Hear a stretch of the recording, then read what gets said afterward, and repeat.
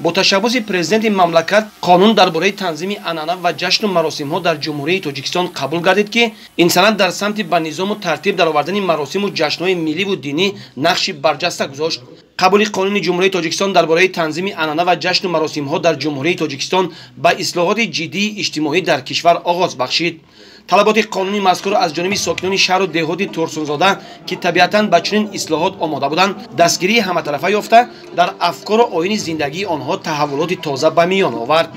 بخش دین تنظیم آنها جاش مسئول مقامات اجرایی حکومتی شهرزاده طبق نقشه کلیت عمل تدبیر نمودن قانون جمهوری تاجیکستان درباره تنظیم آنها جاش مسئول و قانون جمهوری تاجیکستان درباره آزادی وجدان و اعتیاد قانون جمهوری تاجیکستان درباره مسئولیت پدر مادر در تعلیم و تربیت فرزند فرماندهی میکند.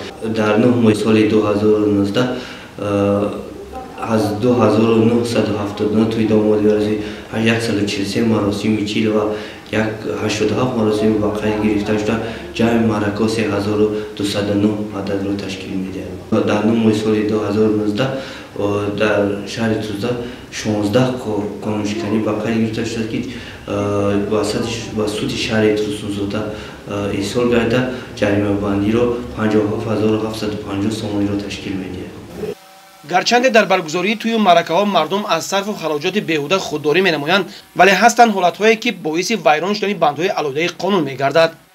نظر به سال پیشین البته قانونشکنی کم شده است و مردم درک کردند که این قانون برای منفعت خودی همون شهروندان است و برای هست بعضی هست شخصان که از دایره قانون میبرند البته ما فرماندهی میکنیم و دیگر تکرار میکنیم. طبق نقشه کاری ما هر ماه هر جماعت ها رفته با سرخطیب شهر و مردم و فعالان جماعت و رئیسان محله باخوری میگذرانیم و قانون جمهوری تاجیکستان درباره تنظیم آنها جشن و مراسم فرماندهی میکنیم.